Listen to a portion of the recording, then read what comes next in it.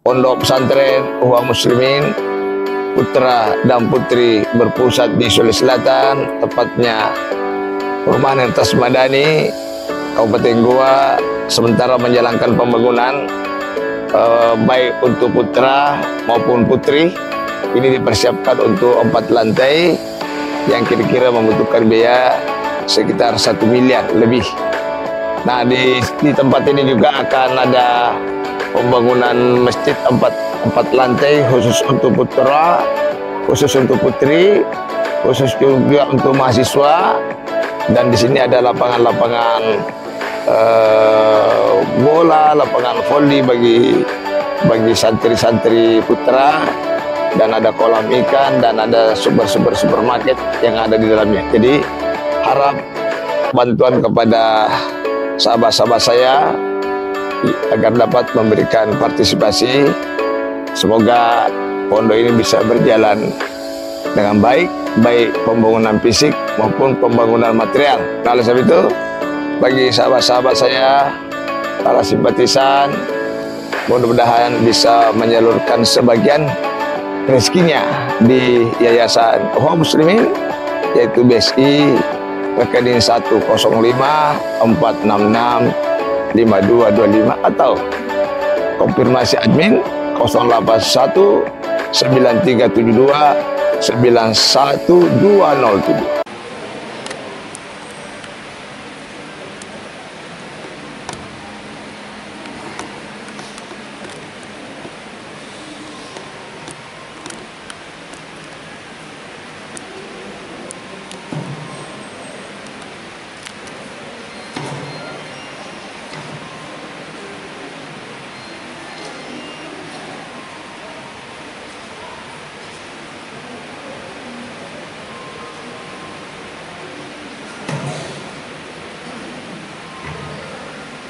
Bismillahirrahmanirrahim. Assalamualaikum warahmatullahi wabarakatuh.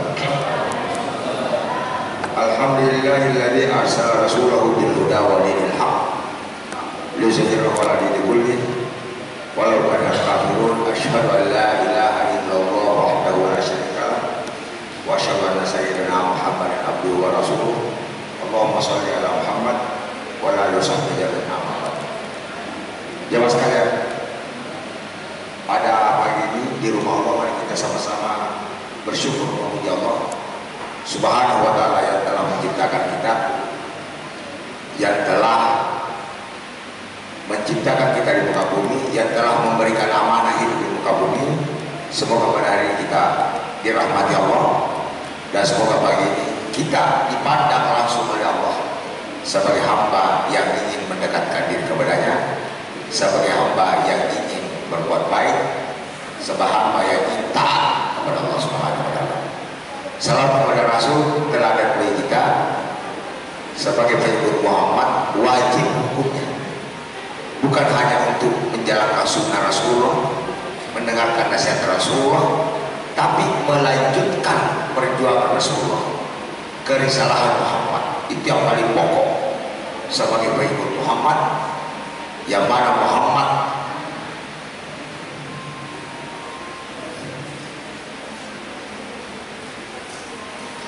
ketika ingin meninggalkan dunia, ya saya dan harus sedikit dengan kisah beliau yang dia renungkan dan yang dia telisih bagaimana nasibnya pengikutnya di hari kemudian ketika beliau tidak ada. Pada saat itu tentunya kita juga harus merenungkan bagaimana nasib kita setelah kita mati. Itu kira-kira gambaran Rasulullah SAW. Sebagai manusia tentunya biasanya secara umum ingin melanjutkan perjuangan bapaknya, kakeknya, baik pengusaha, baik pedagang, baik guru, dosen, petani, dan lain-lain. Tapi tentunya yang lebih penting ingin meneruskan perjuangan Rasulullah SAW. Semoga yang hari tempat ini dicatat oleh Allah sebagai hamba yang ingin meneruskan perjuangan Rasulullah, bukan hamba yang tidak tahu diri, yang hanya ingin menjadikan fasilitas dunia ini untuk dinikmati bersama keluarganya, tapi tanpa peduli apa yang dipikirkan Rasulullah. Bagaimana kita bisa berjumpa Rasulullah di hari kemudian. Saya kira itu gambaran sebagai pengantar pada pagi ini. Jazakallah khair, terima kasih banyak yang saya muliakan Pak RW, RT Dumais, RT Madani, dan tokoh masyarakat, ibu-ibu majelis taklim. Alhamdulillah sudah terbentuk, luar biasa semangatnya ya. Kediri dari rumah ke rumah, subhanallah. Memang begitulah perjuangan. Kalau tahun ini dibentuk majelis taklim, barisan depan sudah ustazah semua, insya Allah ya. Nah, begitu pula RW RT kita ini menjadi tokoh agama semua. Ada dari Turki dan dari umat Muslim. Sebenarnya saya sampaikan Pak Ustaz, jangan saya ceramah, kali kan tempat saya, rumah saya tadi. Balai Daulat ya sudah. Kalau Pak Ustaz sudah bicara, susah kita mengalah. Ya udah apa-apa, katanya awal. Ya, saya kira nggak wajar saya. Padahal pada hari ini saya jadwal saya ceramah di Lamongan, Jawa Timur. Saya sudah pending karena pesawat terakhir sudah tidak memungkinkan. Jemaah sekalian, saya pertama akan mengutip saja satu surah, satu ayat. Mungkin saya kaitkan saja dengan kondisi-kondisi kita di lapangan secara global. A'udzubillahi minasyaitonir rajim. Bismillahirrahmanirrahim. Wa'tasimu bihamdillah. Ya, sebelum saya masuk ke ayat ini, saya ingin sedikit sampaikan ini halal bil halal ini kalau tidak salah, contoh dikoreksi atau yang paham. Ini kayak ide pertama dari Buya Hamka. Kalau tidak salah, ada suatu zaman era yang ingin menyatukan silaturahmi di zaman itu yang mungkin umat Islam terkotak-kotak, fanatisme kelompok masing-masing, sehingga bagaimana beliau menyatukan, muncullah ini. Nah, jadi sekiranya juga ya ketika muncul di Madani ya sebenarnya bismillah saja. Kalau ada yang suruh kita dianggap amalan yang tidak ada sunnah kita, ya kita terima saja. Ya, kita kan dalam rangka syiar saja, di mana saja wajib kita menyampaikan agama silaturahim, yang penting tidak melahirkan suatu keyakinan wah halal bihalal seperti begini. Kalau tidak halal bihalal ada musibah, itu yang memang bisa merusak ya. Saya kira itu saya sampaikan pertama. Kalau ada wartawan misalnya di sini ya, saya ingin syiar agama Allah Subhanahu wa Ta'ala. Karena sekarang lagi membingungkan rakyat ini, banyak pendapat wah halal bil halal sasar itu pola bid'ah lagi ya. Baik, kita dengar saja dan kita harus menghargai semua pandangan orang, tapi saya kira kita juga punya akal dan punya hati dan punya ulama yang bertukar pikiran. Saya apresiasi sedikit, alhamdulillah di tempat ini juga sudah ada 3 pondok kita. Saya juga tidak nyangka nih, santri saya sudah hampir 40 ini. Ada dari Solo ya, ada dari Lombok, dari Kolaka, dari Solo, dari Lombok, Ahwat belakang. Ini ada lagi mau datang 8 orang, ada lagi 12 orang mau dijemput. Dalam itu di mana ditempatkan ini? Kalau sebelumnya kan terbatas tempat ya, terbatas terima. Kalau saya ya, biar 500 orang, saya bikinkan rumah di sebelah. Yang penting ada belajar agama. Itulah kira-kira ya. Insyaallah. Jadi cukup kombinasi, ada Turki, ada umat Muslim. Cuma sedikit beda pakaiannya nih. Turki pakai jas dan baju dasi. Santri saya pakai sarung, ini ada apa-apa lah. Itu unik juga ya. Ya, jadi buat berita Arab inna akramakum indallahi. Ya, memang kalau saya kemarin dari Turki dijemput Sulaimania langsung menyeberang ke Asia Eropa. Saya dijemput mobil mewah, makan enak di hotel. Setelah di kampung mungkin biasa rumah kuku makan di warteg. Saya nikmati aja. Itulah, karena memang dia tumbuh besar di Eropa, tentunya beradaptasinya untuk memperkenalkan Islam di Eropa, tentunya mengikuti gaya modernisasi. Nah, nanti kalau saya coba bikin jamaah di Turki, ya tetap pakai sarung, karena memang aslinya sarungan, ya nggak bisa saya rubah. Saya punya budaya ulama di sini, tapi kita bukanlah pakai yang menyentuhkan kita, tapi akhlak dan kodrat yang menyentuhkan kita. Seperti zaman Rasulullah, ada yang bagus bagian yaitu Muawiyah, Utsman bin Affan, Abu Bakar, tapi bilang baju kayak tidak pakai, baju robek-robek bukan itu yang menentukan, tapi iman dan akhlak. Oleh sebab itu adanya kebudayaan kita ini, mari kita sama-sama saling mengikat. Waqtasimu bihablillah jami'an wa la tafarraqu. Begitu pula semua manusia kan tidak ada yang sempurna. Kalau kita melihat sifat Allah itu ada 99. Ar-Rahman, Ar-Rahim, Al-Malik, Pemurah, Penyayang, Al-Malik, Al-Qudus, Maha Suci, Sobat, Al-Qahhar, keras itu kalau memasak. Ada juga bijaksana, Al-Hakim.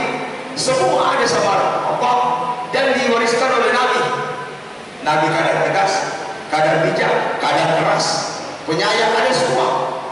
Kita ini pengikutnya ya tidak mungkin. Ya paling kalau kita penyayang ya mungkin gigil. Kalau dia dermawan, terkorong-korong, tidak ada yang sempurna.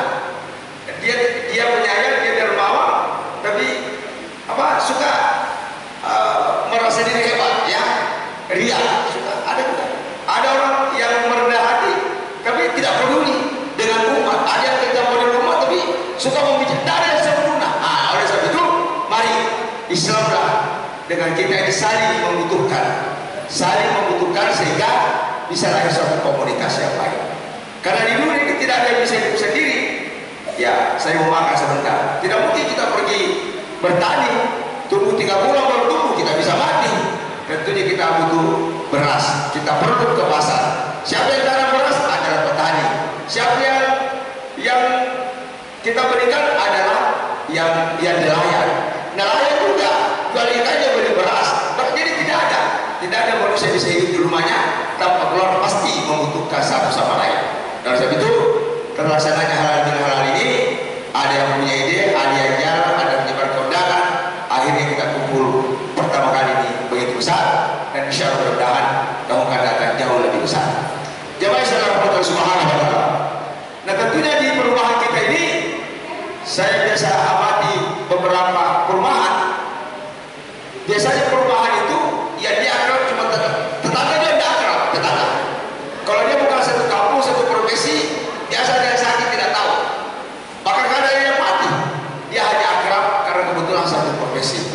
Mudah-mudahan dengan kita di sini, Ukhuwatul Muslimin, persaudaraan, ya minimal tidak ada mobil, minimal lebih harus saling menghargai satu sama lain, ya.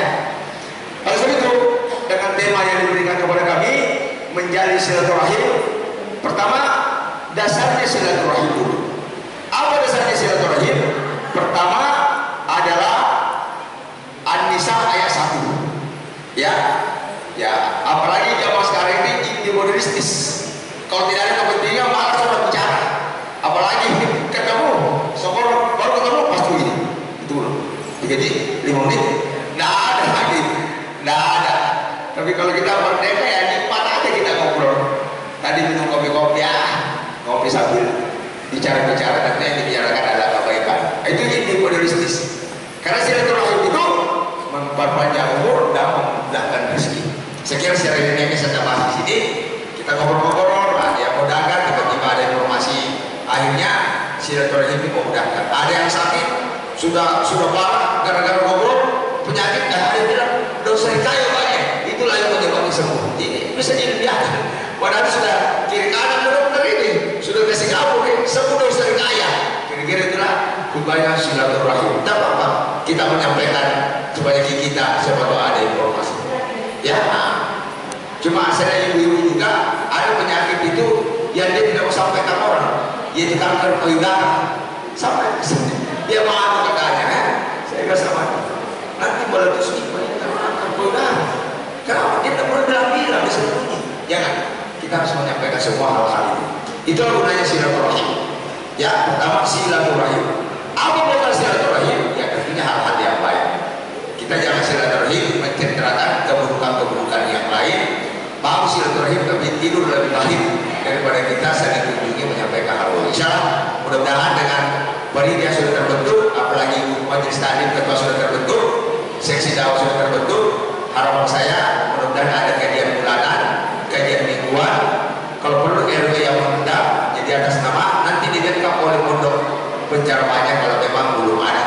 Kalau sekarang ini barisan depan dulu pondok, nanti pondok dulu kita serahkan kepada RW dan kita akan backup. Dan memang itu harapan kami, sehingga pondok pesantren ini RW 1 mengadakan majelis taklim dan mungkin bisa kita undang keluarga-keluarga yang lain daripada kita hanya represi makan-makan ikan bakar saja, ubi goreng hanya makan saja. Tidak apa-apa kita makan-makan juga di sini, tapi diisi dulu 1 jam tentang akidah dan akhlak supaya kita perkenyang akidah juga kenyang. Kira-kira begitu. Itulah kira-kira model ini. Saya kira waktu kita sebagai kita bisa melanjutkan. Selanjutnya, wa'tasimu bihablillah. Ya, saya lihat dulunya. Kalau saya bicara tidak ada habisnya nanti. Ya nanti. Atau di kode Pak, di kode kalau sudah kira-kira lama-lama. Wa'tasimu bersatulah engkau. Ya kita harus bersatu. Di sini ada hampir semua suku ada di sini di Madani sama di Malaysia. Ada Selayar, ada Bone, Wajo, Indrekan, ada semua mungkin. Hampir ada semua. Ya, ya. Dan hadir sini juga dengan adanya majelis ini saya kira potensi-potensi ibu-ibu, bapak-bapak bisa tersalur. Ya ibu protokol tadi kalau tidak salah istri Pak Anwar ya bukan ya? Ya protokol. Berarti tokoh juga, dia punya pengalaman dewasa yang bagus. Istrinya Pak Agung kalau salah dari pondok pesantren ya. Ya kalau salah Pak Agung salah satu kiai juga dulu mungkin. Ya kalau belum jalan aja lah ya.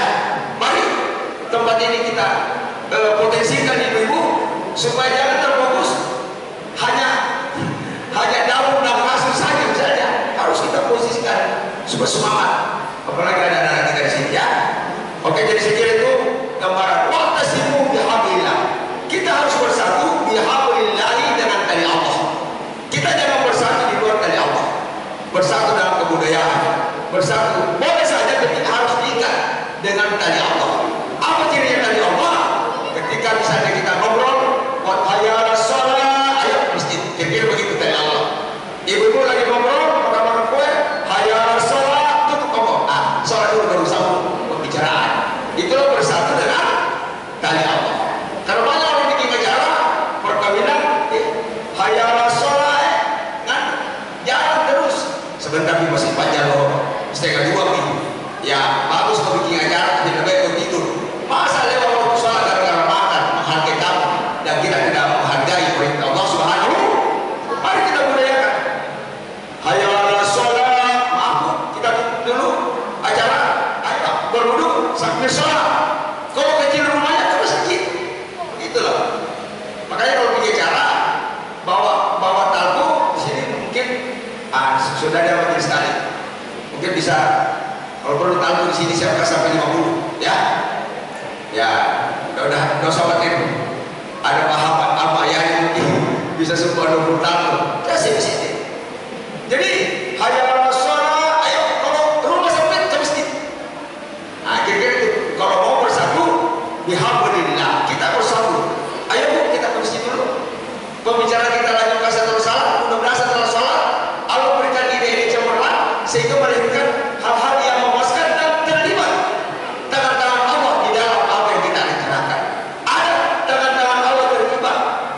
Tapi hayya shalah, sebentar makan dulu menghargai tamu. Tidak enak ada tamu, tidak enak ada tetangga, masa aku ditinggalkan. Jadi begitu, tinggalkan aja. Ya, saya bagian suka meninggalkan tamu kalau aku sholat. Ya, saya bagian suka meninggalkan tamu. Ya, mesti. Kalau tidak mau bisa tindakan dari ini. Nah, inilah mempersaan lagi. Apakah kita mengutamakan perasaan tamu atau kita mengutamakan perintah Allah? Walau tabarraku dilarang. Jangan masalah sedikit kita tidak kecil-kecil hati, jangan.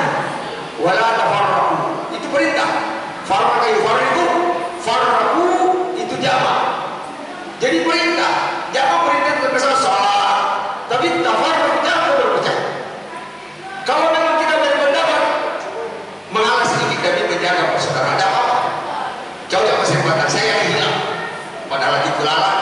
Kau yang salah demi menjaga. Suatu saat mungkin, kayaknya saya salah, Pak. Oh ya, tidak apa-apa. Memang kita tempatnya salah, tidak apa-apa. Coba kita bersama mantong, kau biasa tuh salah mantong, kau didengar suaminya, suami sama suami, didengar anaknya, anak sama anak. Kenapa, Mama? Ini bisa mulai panjang bisa. Berarti kita tidak punya keberkahan, ya. Saya pribadi, insya Allah, pernah saya sampai mati, tidak pernah saya punya konflik dengan mengalah, jauh lebih baik. Ya, jangan bilang nanti di akhir pengadilan, jangan. Di sinilah dia kesabaran kita, ya. Wala tafarraqu. Wazkuru ni'matallahi 'alaikum. Ya, ingat itu. Jangan, apalagi sudah disibukkan mengurus agama. Ada juga orang bersama kesibukan dia agama diurus. Apa? Ayo kita bikin panitia lomba menyanyi, sewa laptop, jangan sumbang. Mana apa? Saya tidak sumbang. Saya sedikit suruh bisa gagalkan itu.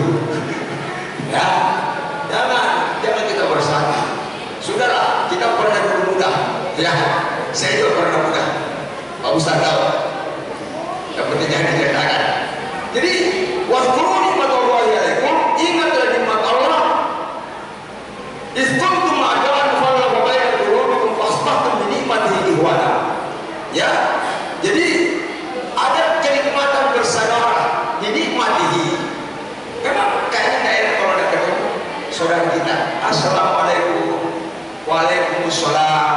Apa yang menarik dalam saudara sahabat itu? Karena saudara kita ini wajah-wajahnya ini memang wajah cemerlang yang banyak mengurus agama Allah. Bagaimana kabar? Alhamdulillah. Ya. Banyak juga orang bersaudara bukan agama ini dia, kantor nah. Baik Pak, apa kabar? Padahal maksudnya ingin ya bagus ya.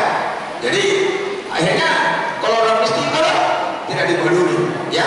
Jadi mandi ikhwana. Wa kuntum alahu, ya. Wa kuntum alahu. Siapa berarti menandari bangga minha.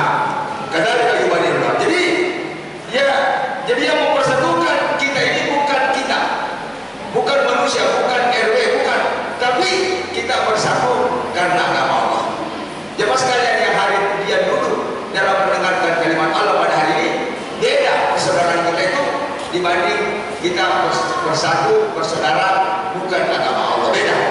Dan Allah mengatakan dulu siapa berarti menandari bangkalakum, dulu kau di tepi jurang kata Allah. Ingatlah, saya yang menyelamatkan kau wahai manusia. Dulu kau itu di tepi jurang, di tepi jurang, di tepi jurang api neraka.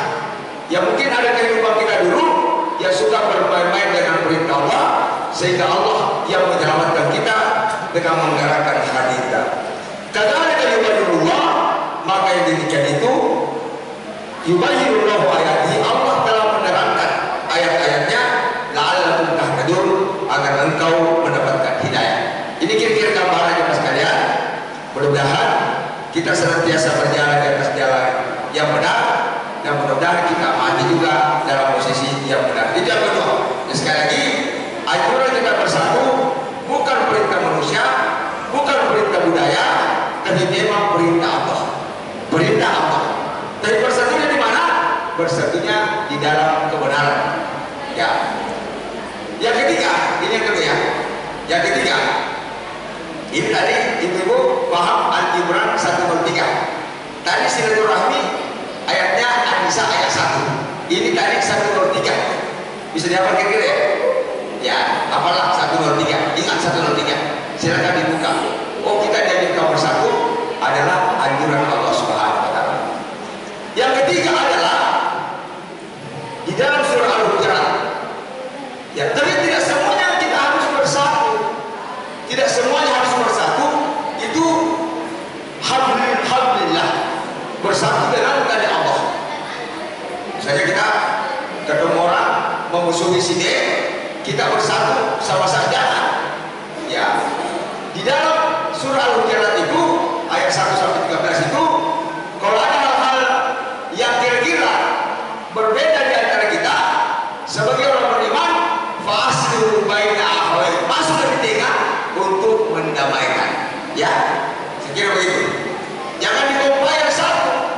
Terbentuk ya, karena temannya berpihak kepada temannya, berpihak kepada tetangganya, berpihak kepada anak istrinya, berpihak kepada kebenaran. Ayo ya, kita tidak boleh berpihak kepada mertuanya. Ya, apalagi suami istri itu biasa ramah gitu ya. Ya, habis itu salah satu teori berkeluarga saya yang ingin sampaikan, bapak-bapak ibu sekalian, biasanya kita biasa ramai di sektor ekonomi ya. Ya, kalau ada mertua yang datang atau keluarga kita laki-laki, kalau mau bersedekah kepada mereka, usahakan istrinya yang kasih, pihak perempuan yang kasih dulu Pak. Nah, kira-kira begitu. Tapi kalau keluarga istri yang datang, usahakan laki-laki yang kasih. Kira-kira begitu. Ada silam. Karena di sini kadang ada, kalau tidak terbuka, kadang suka kasih mertuanya dicopot-copot. Ya tidak. Kenapa? Mengambil rumahnya kalau dikasih ke mertuanya. Begitu pun sebaliknya, si copot-copot. Nah, ada. Ini salah satu. Ini rawan ini. Apalagi kalau dia mengikuti majelis tadi, rawan. Ya. Saya dengar perkawinan di Indonesia ini, saya tidak usah sebut sukunya. Yang kalau suku itu kenapa gini. Ya, kalau sudah kawin, ya hanya suaminya dia suka, dia tidak suka untuk keluarganya. Ya banyak. Tapi semua budaya akan tenggelam ketika dia mengenal agama Allah Subhanahu wa Ta'ala. Ada juga, wah, kalau dia itu semuanya tapi baik tahu sama keluarga suaminya baik sama keluarga. Tapi bagaimana ukuran kebaikan? Ukuran kebaikan itu ikatlah dengan tadi Allah. Dia sombong kita suka berpartisipasi kayak karaoke, salah itu, tidak ada gunanya begitu. Ya, kira-kira itu gambaran tentang keluarga. Kalau mau lagi, ya. Selanjutnya, kita bersaudara ini pertama saya bagi 4. Kita bersaudara pertama karena sesama manusia. Ya, jika kami kita itu saudara, dia adalah anak cucu Adam. Ya, tidak boleh kita musuhi. Oleh sebab itu perlu kita dakwah dan berhujjah. Jangan mau melihat Cina langsung dimusuhi, jangan. Kita harus tukar pikiran. Yang kita musuh itu wataknya orang kepada kita. Ini menjaga aja kita musuh. Siapa pun juga. Yang kedua, setelah sesama manusia, akhlak harus diperbaiki. Ya. Yang kedua adalah bersaudara karena sesama suku. Ya, sesama suku. Makanya santri-santri saya ini saya larang yang satu suku satu tidur. Baku bagi kok. Ada yang dari Makassar. Karena di akhirat sekampungnya dia. Kita harus melihat suku lain mungkin lebih baik dari diri kita. Sama suku. Ya. Karena kadang juga ada suku suka membanggakan dirinya. Mungkin zaman dulu suka mengalahkan suku lain dalam perang. Apalagi orang Bugis. Ya malu kamu mah. Ya, karena memang apalagi boleh. Ya, karena memang boleh sejarahnya memposting ke orang wilayah sudah perang, tidak boleh. Sebagai muslim tidak boleh. Saya juga di Jakarta juga, saya juga suka memotong. Bahkan ada hadis barangkali katakan suku yang terbaik itu adalah suku Quraisy. Yes, tapi saya tetap bertahan secara logika. Saya harus berhubungan, tapi kita cari daging. Karena kalau itu dia nggak baik, bagaimana dengan inna karamakum indallahi atqakum? Sesungguhnya manusia mulia adalah dari orang bertakwa. Ya mohon maaf ya. Makanya banyak keturunan-keturunan Arab tidak mau kawin itu kalau orang Makassar. Dia derajatnya rendah. Jadi kadang-kadang banyak itu. Mohon maaf ya. Saya tapi seperti itu. Ya, tidak ada dalil. Ya. Yang peduli adalah orang bertakwa. Bahkan Ibrahim di dalam doanya ketika diberikan Imam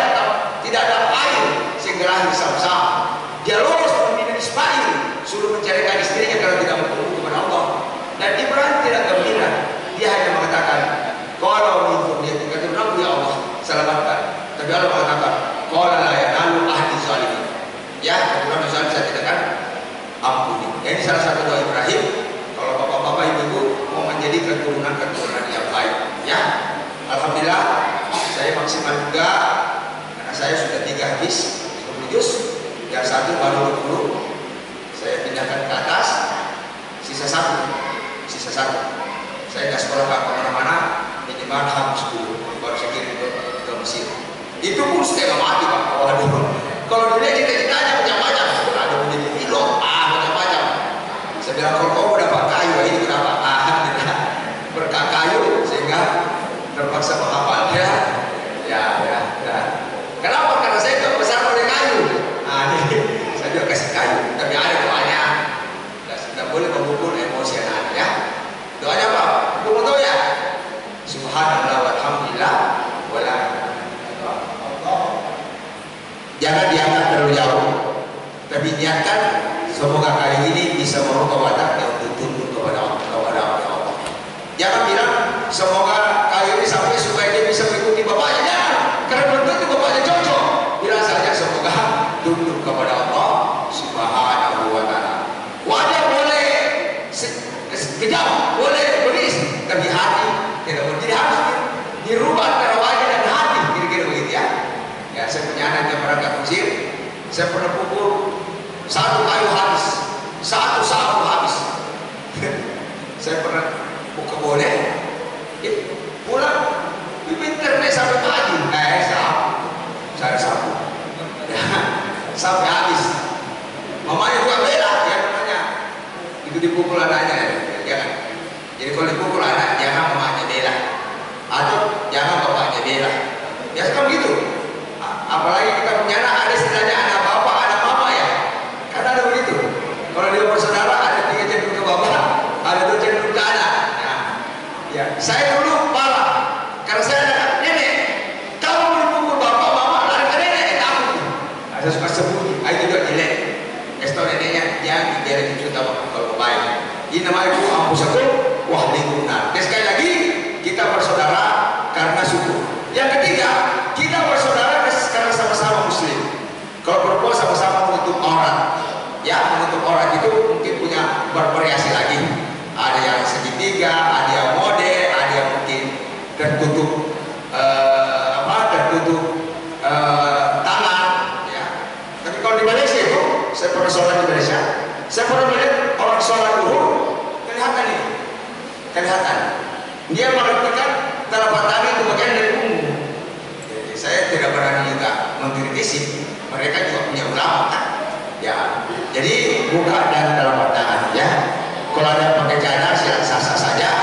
Kalau tidak ya tidak penting. Jangan suka merasa lebih, merasa sombong, seakan-akan orang yang lain awam. Itu yang ketiga, sesama muslim enak sekali itu. Di kantor waktu duhur sama-sama sholat duhur doa, enak itu, dekat sekali. Ketika dia mau rumahnya, kadang terbagi. Kenapa Pak? Apa kita? Kalau kita tersebayang, mau banyak kan? Sekali-kali pada situ tersebayang, kayak gitu. Ada kenikmatan di dalam sama-sama muslim. Ada kayak dosa kalau tidak membantu. Mungkin kita tahu bantu, Allah lagi memberikan bantuan karena suka membantu orang lain. Yang ketiga adalah innamal mu'minuna ikhwah. Ya, dia bersaudara karena sama-sama mukmin. Ya, ini ada dari Turki, ada Ustaz pimpinan pondok dari Turki. Saya lupa lagi namanya. Ya, Ustaz.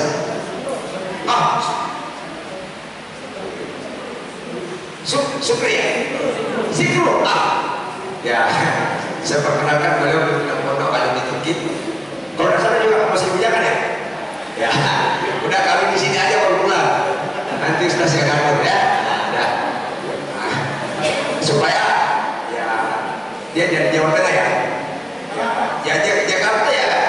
Cari istri orang Bugis. Nah, nanti orang Bugis cari istri sana ya. Nah, sekedar ya.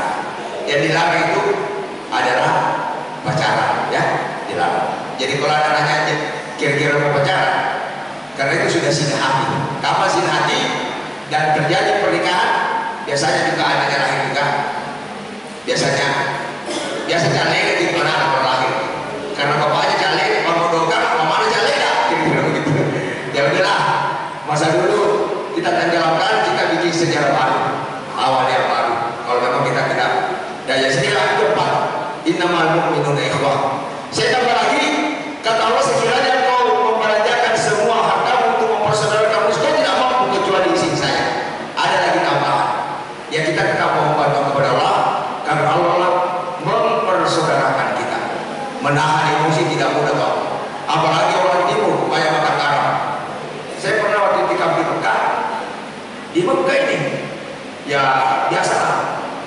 disenggol orang negro, ya biasa-biasa saja.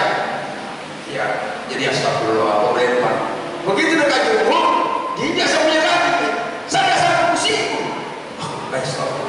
Dia tidak dibuka itu. Terbiasa di kampung. Di kampung kita, di Pulau Roti saja marah, tidak marah. Apa begini? Terbawa ke Mekah. Saudara, tapi saya rasa istighfar minta maaf Tuhan.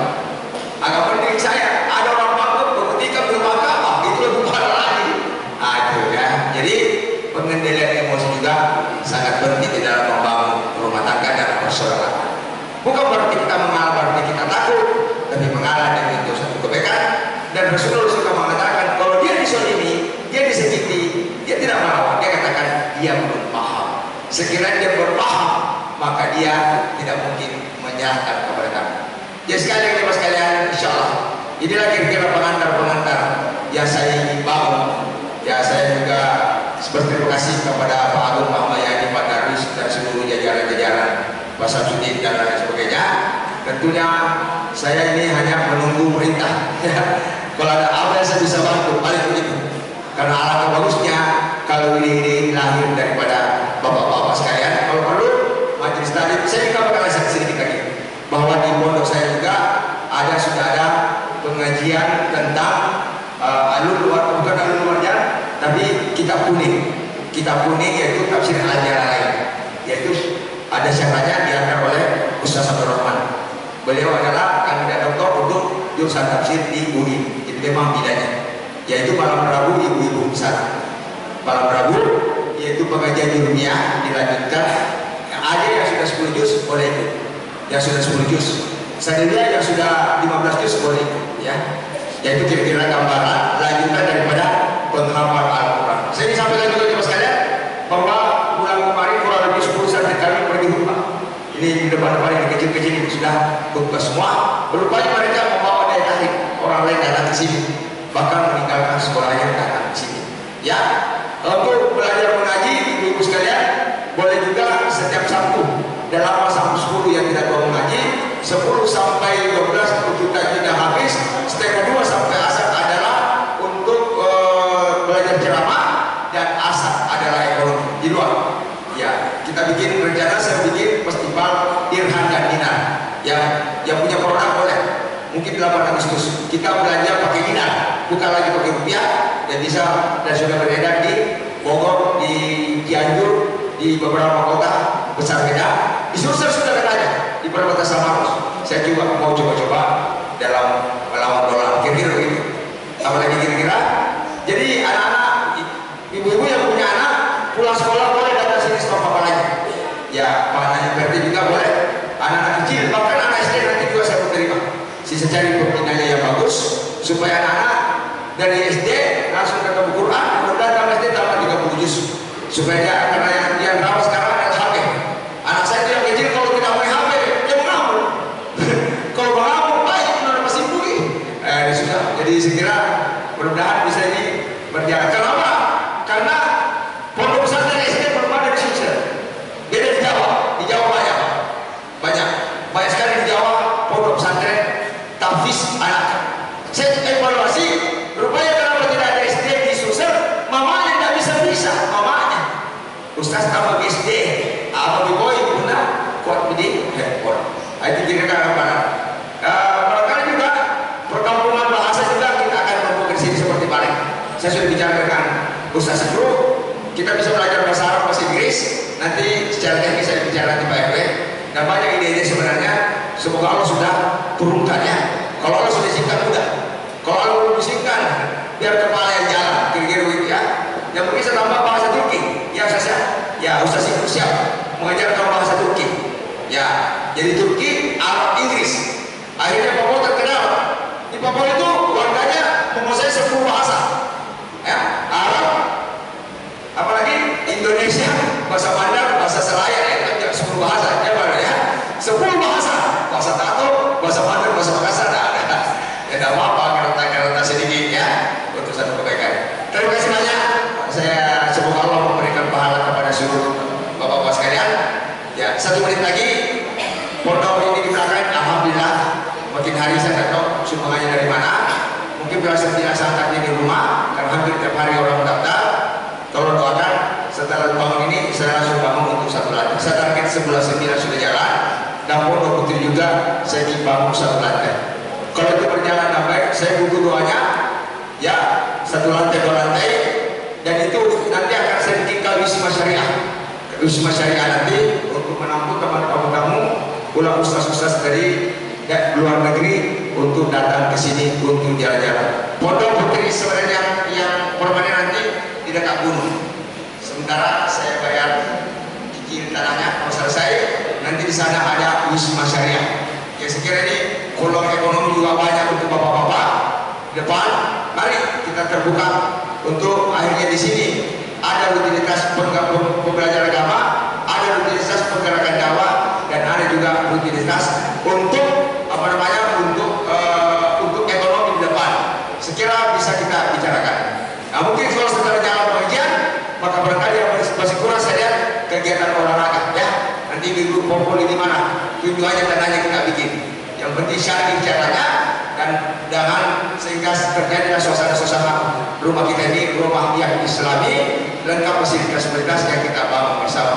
Sekira sekali lagi hanya Allah yang bisa membalas cita-cita kita, dan tentunya insya Allah mungkin acara ini dimuat di YouTube yang baik, bahwa Madani dalam membuat halal bihalal sebagai pusat peradaban dan menghimbau kepada warga masyarakat yang ada sekitar sini untuk aktif di dalam kajian-kajian keislaman.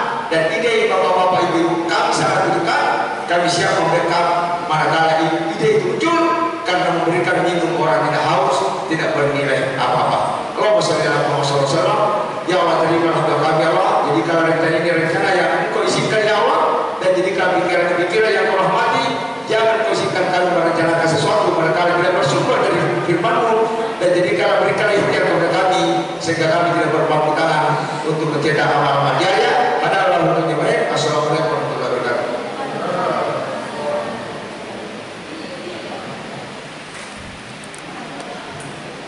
Terima kasih Pak Ustaz. Selanjutnya adalah pengukuhan pengurus Masjid Al-Hikmah periode 2019-2021. Perubahan atas Madani dan Dumais. Berikut akan saya bacakan. Pelindung adalah Ketua ORW 01 Pecenongan, RT Madani, RT Dumais. Penasehat atau pembina adalah Dr. Kiai Haji Hasan Basri Rahman, Pak Ustaz SEMM, Ketua Abdul Rahman STHI MTHI, Sekretaris Andi Abdullah STMT, Bendahara Haji Mansur Nasir SAG. Di dalam ibadah adalah Ustaz Haji Badar bin Nasir SAG, kedua Ustaz Yusuf SAG, ketiga Ustaz Ani Amal SPDI, dan keempat Ustaz Haji Ali. Bidang pendidikan dan olahraga adalah Dr. Andes Haji Syamsuddin, Dr. MPD. Kemudian Suhaji Habibi, Rudi Hemayadi SIMT. Maaf kalau saya salah sebut namanya. Kemudian adalah bidang pembangunan Insinyur Haji Andi Baso Agung, kedua Haji Budiman SP, ketiga Ahmad Yani Mahdi, keempat Asril, dan bawah STMT. Bidang kebersihan Haji Darwis Agung, kemudian Bapak Manto, dan terakhir adalah Bapak Tajudin. Selanjutnya yang terakhir adalah bidang keamanan, itu Pak Agus Tan Rahmat SHMK, kemudian Pak Udi Cahyono, dan Pak Rajudin. Demikian kami sampaikan untuk pengurus Masjid Al-Hikmah periode 2019 dan 2021. Selanjutnya adalah mari kita bersama-samanya antara warga Helpas Madani dengan perumahan Dumais. Untuk itu kami undang ke depan Bapak Dr. Kiai Haji Hasan Basri, Bapak RW, Bapak RT Madani, dan RT Dumais, kemudian pengurus Masjid Al-Hikmah dan tokoh masyarakat kita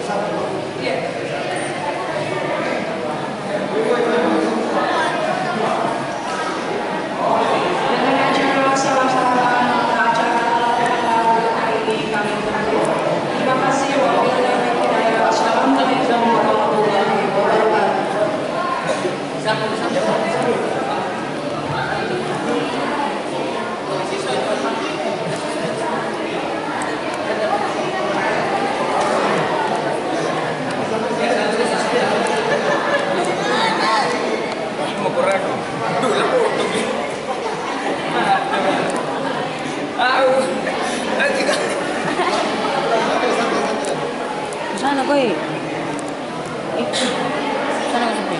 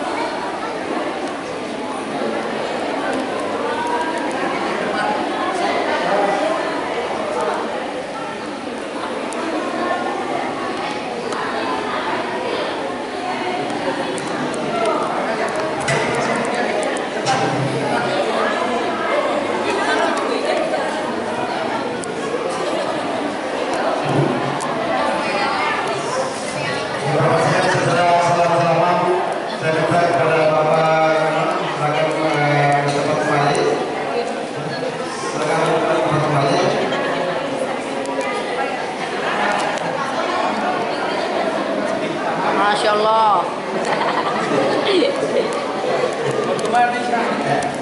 Sebelum kita selesai, kita foto bersama dulu. Foto bersama baru kita masuk istirahat. Saya minta foto bersama. Ini momen yang paling penting di setiap tahun ini. Mudah-mudahan tahun depan kita bisa langsung kembali untuk menjalin silaturahmi antar warga Madani dan Dumais. Kita foto bersama merupakan salah satu keakraban dalam rumah kita. Ibu-ibu juga melaksanakan foto-foto setelah bapak-bapak foto-foto. Saya minta ibu-ibu tampil di depan untuk mengadakan satu dokumentasi supaya ada satu tanda bahwa keakraban kita di dalam perumahan.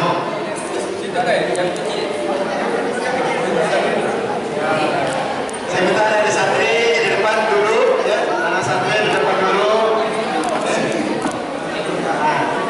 Saya minta yang kemana